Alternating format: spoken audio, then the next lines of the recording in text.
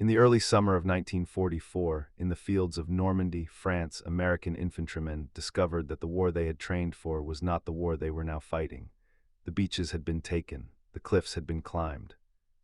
But beyond the coastline lay a landscape unlike anything described in their training manuals, a dense patchwork of small fields bordered by earthen embankments and thick hedgerows, some centuries old, tall enough to hide a man standing upright and thick enough to stop a rifle bullet.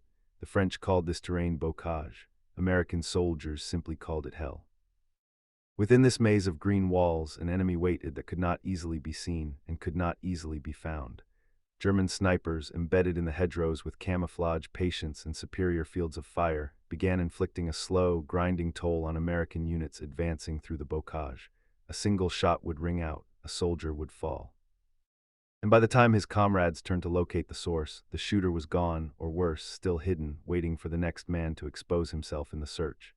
This was the problem that faced the United States Army in the weeks following June 6, 1944, an enemy that could kill without being seen, in terrain that favored concealment over visibility, discipline over firepower. The scale of the problem was significant. Historians and after-action reports from units such as the 29th Infantry Division, the 2nd Infantry Division, and the 1st Infantry Division describe the hedgerow fighting of June and July 1944 as some of the most costly close-quarters combat of the entire Western European campaign. Casualty rates in some infantry companies during the bocage fighting rivaled those of the D-Day landings themselves, spread out not over a single morning, but over weeks of grinding advance, field by field, hedge by hedge. And a disproportionate share of those casualties came not from artillery or armor, but from small arms fire delivered by a hidden marksman who had every advantage that the terrain could offer. To understand why this problem was so severe, it is necessary to understand both the terrain and the doctrine that the German army brought to it. The bocage of Normandy had been shaped over centuries by Norman farmers who built earthen banks along field boundaries to contain livestock and mark property lines. Over time, trees and thick brush grew atop these banks, creating natural walls often 10 to 15 feet high, with root systems and packed earth dense enough to absorb small arms fire and even resist some tank rounds. Each field became, in effect, a small fortress, connected to the next by narrow lanes and gaps that were easily covered by prepared defensive positions. For an attacking force, visibility rarely extended beyond the width of a single field. For a defender who knew the ground, every hedgerow offered a firing position with excellent concealment and a limited, predictable killing zone. The German army had, by 1944, developed a mature and well-resourced sniper training program. Marksmen were trained at dedicated sniper schools, most notably at Wunstorf near Berlin, where soldiers selected for exceptional marksmanship were given specialized instruction in camouflage, range estimation, fieldcraft, and target discipline.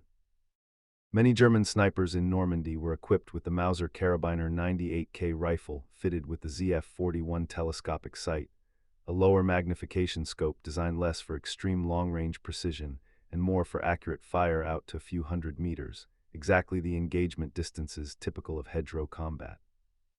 Some units also fielded rifles with higher power ZF-39 or ZF-4 scopes for designated marksmen operating at greater ranges. These riflemen were trained not merely to kill, but to demoralize, targeting officers, radio men, and medics specifically, in order to disrupt command and control and break the cohesion of an advancing unit. American forces, by contrast, entered the Normandy campaign with a sniper doctrine that had atrophied significantly since the trench warfare of the First World War. Interwar military planning in the United States had emphasized mobility, armor, and air power, and dedicated sniper training had been deprioritized. Many American infantry divisions landed in France with only a handful of soldiers who had received any formal marksmanship training beyond standard qualification, and few dedicated sniper teams organized at the squad or platoon level. The standard issue M1903 Springfield with telescopic sight remained in limited use, and while some units had access to it, doctrine for its tactical employment, particularly in defensive counter-sniper roles, was inconsistent across the force. In short, American units arrived in a terrain optimized for the defender's marksman, against an enemy whose marksman training was superior, while their own counter-sniper doctrine had not yet caught up to the demands of the battlefield. The first response to this problem in the opening days of the Bocage campaign was neither subtle nor especially effective. Commanders, frustrated by the inability to locate hidden shooters, often ordered what soldiers of the era called reconnaissance by fire, suppressing suspected hedgerow positions with sustained rifle and machine gun fire, or calling in artillery on entire hedge lines believed to contain enemy riflemen. This approach consumed enormous quantities of ammunition and often failed to produce results, because German positions were frequently relocated after firing a shot or two, and because the sheer density of hedgerows in the Normandy countryside meant that any given field might contain dozens of potential firing positions, only one or two of which were actually occupied. Artillery barrages, while sometimes effective against fixed positions, were slow to call in, imprecise against a target whose exact location was unknown, and risked fratricide against advancing American troops who were often only a single field away from the suspected enemy position. Direct infantry assault fared little better. Sending soldiers forward to physically clear a hedgerow believed to contain a sniper meant advancing across open ground, in full view of a concealed marksman who had likely already ranged the approach. Official after-action reports from several infantry regiments operating in the bocage during June and July 1944 describe repeated instances of small units suffering casualties attempting to close with snipers who simply relocated to the next hedge line once contact was made, an approach later described by historians of the campaign as a costly and largely unsustainable method of clearing ground. It became clear to officers on the front line that a different method was needed, one that did not rely on brute force to overcome concealment, but instead exploited a fundamental vulnerability in the sniper's own method. To kill, a sniper had to fire, and to fire, he had to reveal, however briefly, his position. The solution that emerged, refined through trial in the hedgerow fighting and later formalized in training doctrine, was deceptively simple: force the enemy to shoot at something that was not a man. The core of the technique involved constructing a decoy, typically a helmet, sometimes stuffed with cloth or paired with a coat or jacket to approximate the silhouette of a soldier, mounted on a stick, rifle barrel, or entrenching tool handle. This decoy would be raised slowly above the cover of a foxhole, hedgerow gap, or window, in a manner intended to mimic the careless or exposed movement of a real soldier, precisely the kind of target a hidden sniper was trained to wait for. The mechanism worked because it exploited the sniper's own doctrine and psychology. German snipers were trained to remain patient, to wait for a clear, unhurried shot rather than risk revealing their position on a poor one. A decoy raised carelessly, appearing momentarily distracted or unaware, was calibrated to look exactly like the kind of target worth taking. When the enemy sniper fired at the decoy, he necessarily produced two revealing signatures. The first was the muzzle flash and accompanying puff of smoke or dust at the point of firing, particularly visible in low light or against the shadowed interior of a hedgerow. The second, and often more useful in daylight conditions, was the sound of the shot itself, whose distinctive crack, followed by the softer report of the rifle's discharge, could be used by a trained observer to estimate both direction and rough distance. This second cue drew on principles of sound ranging that had been developed and refined during the First World War, when both Allied and German artillery services developed methods of triangulating enemy gun positions by timing the arrival of sound waves at multiple listening posts.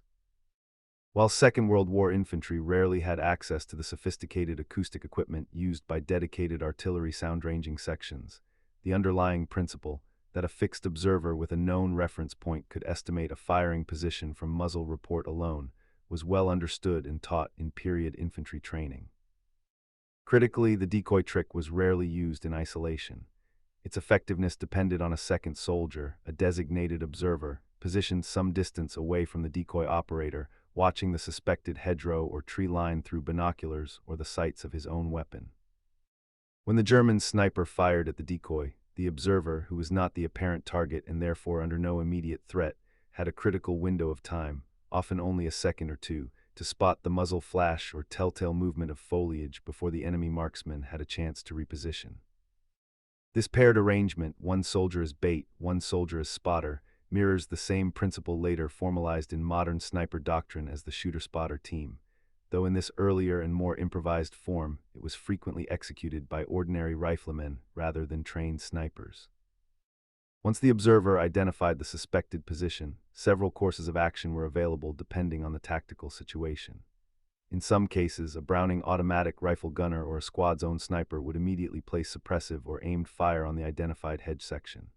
In other cases, particularly where the enemy position was well dug in, the coordinates would be passed to a mortar section or, for a more heavily fortified position, relayed up the chain of command for artillery fire. The tactic did not guarantee the sniper's death, but it accomplished something equally valuable. It forced the enemy to either abandon a position of advantage or risk destruction, and it converted an invisible threat into a locatable one, restoring initiative to the advancing American force. It is worth noting that the decoy technique itself was not an American invention born fresh in the hedgerows of 1944. Dummy heads and helmets used to draw enemy sniper fire had been employed extensively by British, French, and German forces during the trench warfare of the First World War, where static front lines and constant sniper duels made such deception tactics a standard part of trench routine. Period accounts and museum collections, including preserved examples of papier-mâché and sculpted dummy heads used by British forces on the Western Front, document a mature tradition of sniper decoys dating back nearly 3 decades before Normandy. What made the 1944 application significant was not novelty of invention, but the successful adaptation of a First World War trench tactic to the very different terrain and tempo of mobile, hedgerow-based combat, and its subsequent codification into official American infantry doctrine at a moment when the U.S. Army badly needed a scalable counter-sniper method. The validation and adoption of the technique in Normandy occurred gradually, through informal transmission between units rather than a single top-down order.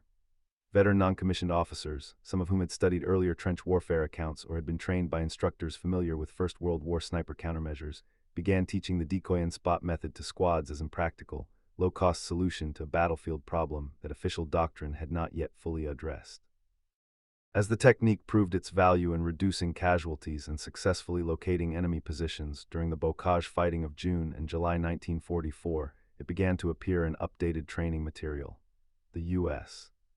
Army's 1944 revision of Field Manual 2175, Scouting, Patrolling, and Sniping, incorporated expanded guidance on counter-sniper procedures, including the use of decoys and paired observation, reflecting lessons learned directly from the European theater of operations and formalizing what had begun as frontline improvisation into standard infantry practice. The expansion of the tactic beyond the hedgerows of Normandy followed naturally as American forces continued their advance across France, into the Low Countries, and eventually into Germany itself. Wherever static or semi-static defensive lines produced conditions favorable to enemy marksmen, the shooter-spotter decoy method found application. In the fighting around Aachen in the autumn of 1944, in the forests of the Hohenwald, and later during the Battle of the Bulge, where dense woodland and prepared German positions again created ideal sniper conditions. The technique also crossed theaters. United States Marine Corps units fighting in the Pacific against entrenched Japanese defenders, who likewise employed camouflage snipers to devastating effect on islands such as Peleliu, Iwo Jima, and Okinawa, adopted comparable decoy and observation methods, adapted to jungle and volcanic terrain rather than European hedgerows, but built on the same underlying principle of forcing a concealed shooter to reveal himself through a controlled, expendable target. The broader historical impact of this counter-sniper approach extended beyond individual firefights. At a tactical level, it restored a measure of initiative to advancing infantry units that had, in the opening weeks of the Normandy campaign, found themselves reactive and vulnerable to an enemy who held every advantage of concealment. By converting the sniper's greatest strength, invisibility, into a manageable and predictable exchange, American units were able to reduce the psychological toll that hidden marksmen inflicted on advancing troops. Military historians studying the Normandy campaign have noted that unlocated snipers had an effect on unit morale and advance tempo disproportionate to the actual number of casualties they inflicted, precisely because the fear of an invisible enemy caused soldiers to move cautiously, hesitate at hedgerow gaps, and lose momentum. A reliable method for locating and neutralizing that threat, even an imperfect one, had value that extended well beyond the individual engagements in which it was used. At an institutional level, the incorporation of decoy and counter-sniper procedures into revised training manuals during and after 1944 represented a broader shift in how the United States Army approached marksmanship and small unit tactics. The war exposed clear gaps between the interwar assumption that firepower and mobility could substitute for individual marksmanship skill, and the reality of combat in terrain, from Normandy hedgerows to Pacific jungles to Korean hillsides a few years later, where a single well-placed enemy rifleman could halt an entire advance. The lessons drawn from the hedgerow fighting, including the decoy and spot method, fed into a renewed emphasis on dedicated sniper training and counter-sniper doctrine that would continue to develop through the Korean War and beyond. The long-term legacy of this tactic can be traced clearly through subsequent conflicts. During the Korean War, United States Marine Corps and Army units again faced entrenched, well-concealed enemy riflemen in mountainous terrain, and counter-sniper methods drawing directly on the paired observer and decoy techniques developed in 1944 were incorporated into unit-level training. In Vietnam, the U.S. Marine Corps formally re-established sniper schools, and the shooter-observer pairing, by then a settled doctrinal principle, became a permanent feature of American sniper teams, alongside more advanced target location methods. The core insight from Normandy, that a concealed threat could be neutralized not through overwhelming force but through disciplined observation and controlled deception, remained embedded in infantry doctrine long after the specific circumstances of hedgerow warfare had passed into history. In the decades since, the underlying principle has continued to evolve technologically, even as its logic has remained constant. Modern counter-sniper systems, including acoustic gunshot detection devices developed for use in Iraq and Afghanistan, function on essentially the same principle that made the Normandy decoy trick effective. They exploit the fact that a fired shot produces detectable signatures, whether sound, muzzle flash, or in more advanced systems, the optical glint of a telescopic sight that can be captured and used to locate the shooter. Systems such as the U.S. military's Boomerang acoustic shot detector, mounted on vehicles in recent conflicts, use an array of microphones to triangulate the origin of gunfire within seconds, a direct technological descendant of the same principle that a Normandy rifleman applied with nothing more than a helmet, a stick, and a well-positioned pair of eyes.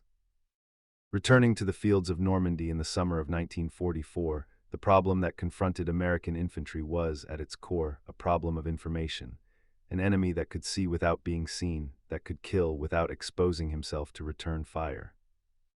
The solution that emerged was not a new weapon or a technological breakthrough in the conventional sense, but a tactical insight drawn from the hard-won experience of an earlier generation's trench warfare and adapted under fire to the specific demands of hedgerow combat. By offering the enemy a target he could not resist and watching carefully for the instant he took it, American soldiers turned the sniper's greatest advantage into his greatest vulnerability. The story of the decoy trick in the Normandy hedgerows is, in the end, a story about the nature of concealment itself and its limits. No matter how skilled the marksman, no matter how well chosen the position, the act of firing a rifle cannot be made entirely silent or entirely invisible.